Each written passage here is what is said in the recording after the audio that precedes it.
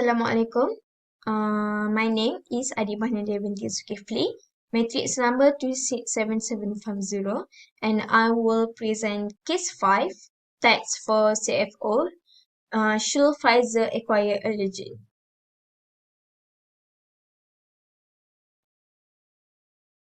First, for the executive summary, there are two parties that involved in this case, which is Pfizer and Allergan.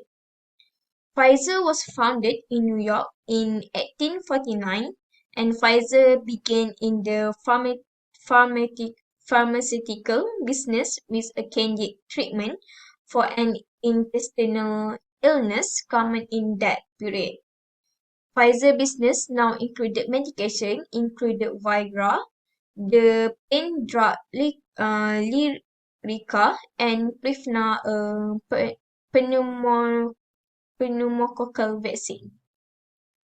Pfizer vision for the future was comprehensive, which is through working in partnership with everyone from patients to healthcare providers and managed care organizations to world governments and non-governmental organizations. Our Pfizer goal is to ensure that people everywhere have access to innovative treatments and quality healthcare. Although Pfizer had a storied history, it now needed growth and it had accumulated a war chest of treasury stock and cash that could fund a large acquisition. It had invested considerable time and resource in the failed 2014 attempt to acquire AstraZeneca, which would have lowered Pfizer tax rate considerably. However, that deal was ultimately undone by resistance from AstraZeneca senior leadership and political protectionism in the United Kingdom. Next, Allergan was formed in 2013 in a merger of two large pharmaceutical companies, which is Atavis and Warner Kilcott. Although Allergan's operations were large, which is they have to 21,600 employees and also 13.1 billion revenue in 2014, and also a commercial footprint in over 60 countries all over the world. They were still considerably smaller than Pfizer. Allergan was legally domiciled in Ireland, where it kept a small office but maintained headquarters in New Jersey, less than 50 miles from Pfizer corporate headquarters. Allergan portfolio of pharma business and products included brands such as Botox and Alzheimer drug Namenda. More importantly, Allergan had focused its strategy on fast-growing brands that will yield top-line growth in future years. These properties map well into the growth pharma strategy of Allergan Chief Executive Officer (CEO) Brent Saunders, whereby Allergan targeted rapidly growing pharma and pharma tech brands similar to their portfolio.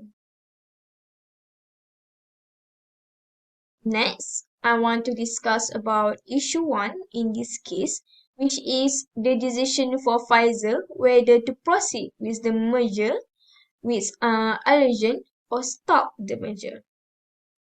What risk should the MLA consider when evaluating the deal?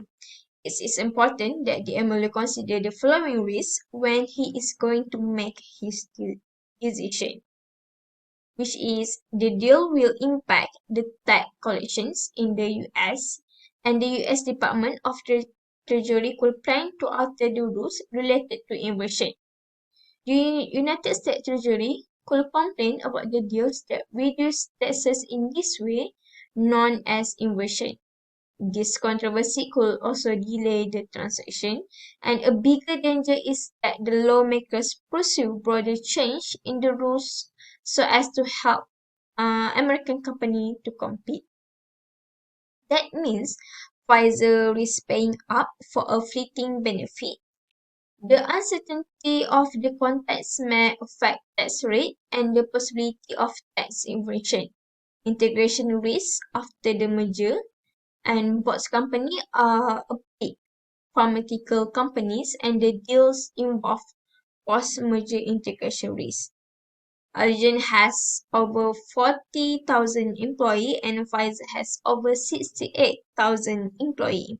Also, the company will have multiple products and location, and also it will be difficult to integrate the departments and affect the gross margin sustainability.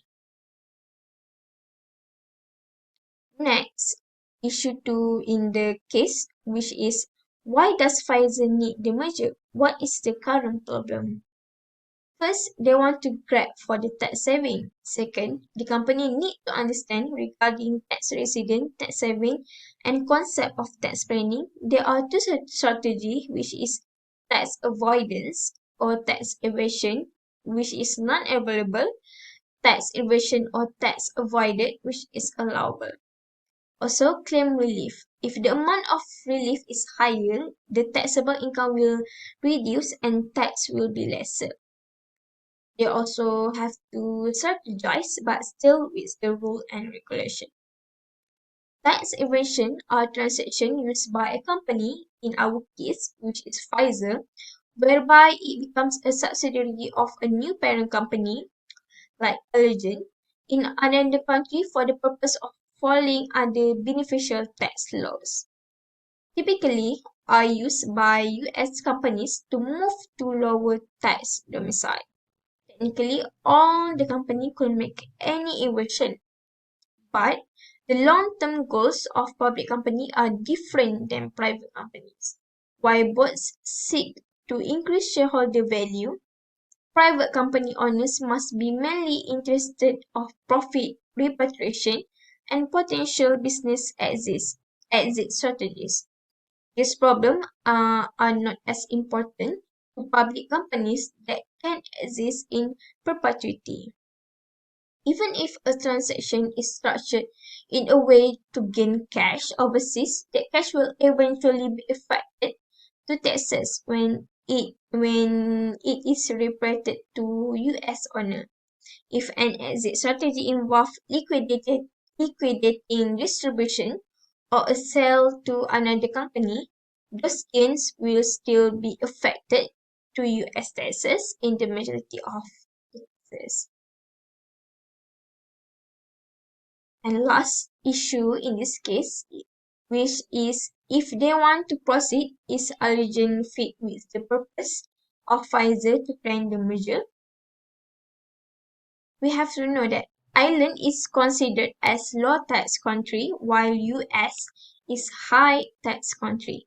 When they merge all expenses in this company will be based on US, so it will get higher expenses for higher tax country. Income will be based on Ireland as it has lower tax country. It is still following the regulations, so it is allowable, so that can minimize tax to be paid. Does the deal make sense for Pfizer? Or if tax regulation do not change, what are the potential tax savings for Pfizer? Do the savings exceed the cost of deal? According to the case and information of revenue of Pfizer that values in billions, and considering a forecast of the following years, the potential tax saving for Pfizer could be calculated. Considering the revenue of each year using a projecting growth factor of 5.7% by 2022, the tax saving is calculated using the rates of the tax of 25% without the merger and 18% with the merger. There are two alternative solutions that Pfizer could be made, whether to proceed or to stop with the allergen. We will go through with the proceed alternative solution first, which is Pfizer is a top performer in market and has a strong market leadership. Pfizer and Allergan both have a high brand recognition. Pfizer also provides quality healthcare and innovative treatments. And by merging with Allergan, Pfizer will be able to save tax on international revenue, which is the majority of their revenue, and they can use this money towards other users. Merging with Allergan will also support Pfizer in keeping up the pace with the other pharmaceutical industries, as they will be combined merger revenue and profits. In 2014, Pfizer was still headquartered in New York and they had grown to become a Fortune 100 company with over 78,000 employees and also almost had $50 billion in annual revenues and a footprint in over 100 countries all across the globe. Besides, Pfizer and Allergan both have a high brand recognition. Thus, it makes the decision stronger to proceed with the merger. Other than that, Pfizer business now included medication, including Viagra, the pain drug Lyrica, and Prifna, pneumococcal vaccine. Its vision for the future was comprehensive through working in partnership with everyone from patient to healthcare provider and managed care organization to with government and non-government organization. Most of the financial benefit of the merger will come from lowering tax rates on Pfizer international operation.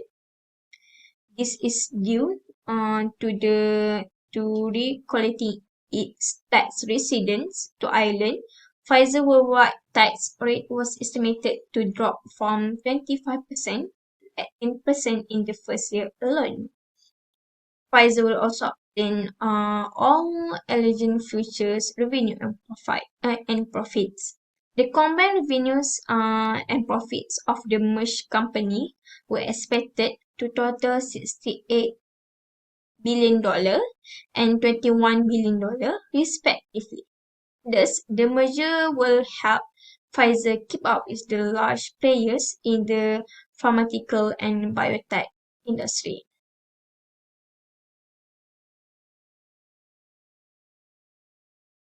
Next, we move to the next alternative, which is stock. Pfizer had invested considerable time and resource in the failed 2014 attempt to acquire AstraZeneca, which would have also lowered Pfizer tax rate considerably. Time and resources had already been invested and wasted in 2014 to acquire AstraZeneca. However, that deal was ultimately undone by resistance from AstraZeneca senior leadership and political protectionism in the United Kingdom. Pfizer revenue had declined over the last 3 years due to the stock price having been relatively flat and investors were growing restless. Pfizer is currently facing a reduction in the net income and total assets from 2012 to 2014. The MLU needed a deal that would improve the company's financial performance and competitive position among other global pharmaceutical giants. If the merger with Allergan turns out to be an unwise decision, it can result in damage not only to their finance and net income but also to their high brand recognition. Although regulators such as the Federal Trade Commission and the U.S. Department of Justice often reviewed mergers for any adverse impact on competition, Pfizer's proposed merger with Allergan was not expected to raise monopoly concerns. Instead, the deal faced uncertainty with the U.S. Treasury, which was becoming increasingly concerned about tax motivated mergers. Lastly, for the recommendation for the Pfizer, whether to choose to proceed with the merger or to stop, I suggest for the Pfizer to proceed with the merger. So the recommendation in this case is proceed.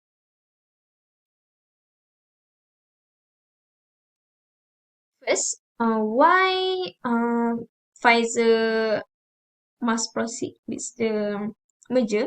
Because their revenue and profit will increase. Pfizer needed a big move, which its revenue had declined over the last 3 years, that the stock price had been relatively flat, and the investor also were growing restless. The MNO needed a deal that will improve the company's financial performance and competitive position among other global pharmaceutical giants. Pfizer will also obtain all of the Allergan futures revenues and profit, and this and the combined revenue and profits of the merged company were expected to be $68 billion and $21 billion respectively. The merger will help Pfizer keep up with the large player in the pharmaceutical and biotech industry. The tax revenue also have increased. Higher corporate profits will result in higher corporate tax revenue, and this also allows the government to spend more money on public services like healthcare, education, and welfare payments. As a result, an increase in company profit benefits the general taxpayer indirectly. Next, tax saving. Pfizer income tax saving were estimated to be $1.4 billion in the first year following the merger, increasing to $2 billion by the third year. Pfizer will also obtain all of the Allergan future revenues and profit. The combined revenue and profit of the merged company were expected to be total at the $68 billion and $21 billion respectively. Thus, the merger will help Pfizer keep up with the large player in the both pharmaceutical and biotech industry.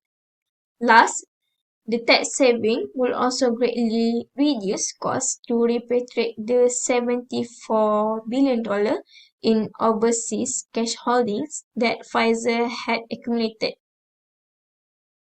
While Pfizer 25% effective tax rate was higher than of its peers, it was well below Pfizer marginal US tax rate, which is 40%. One way that Pfizer kept taxes low was by avoiding the repatriation of international profits.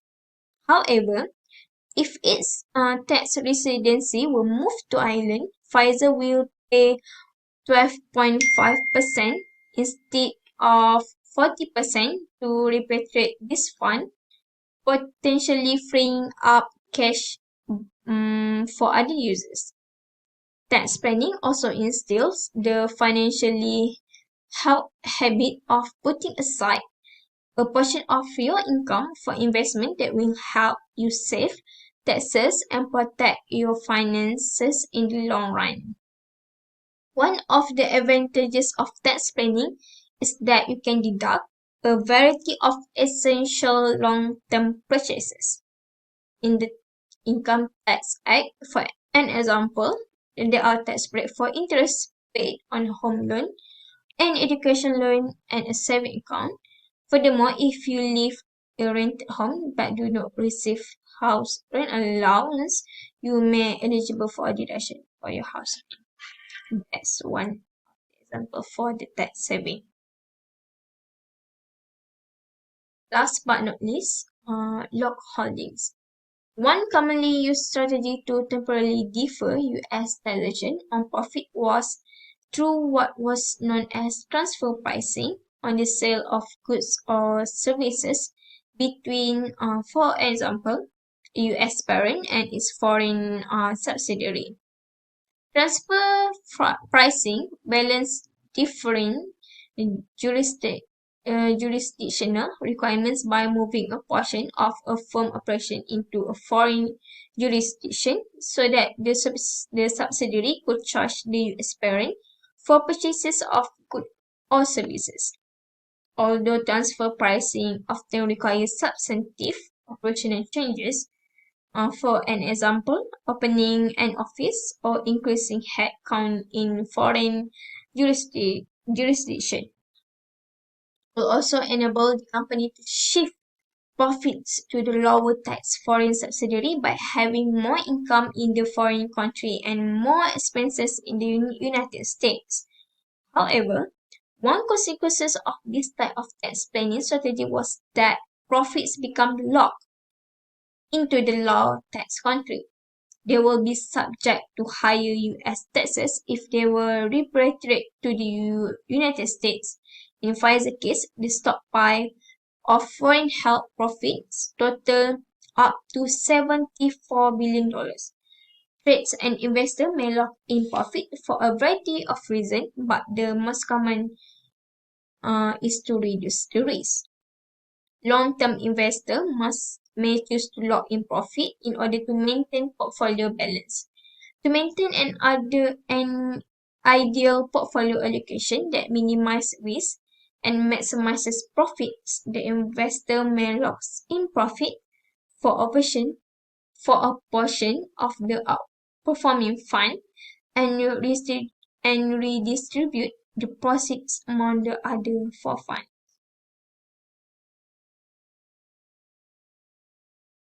All from me. Thank you for listening. Thank you.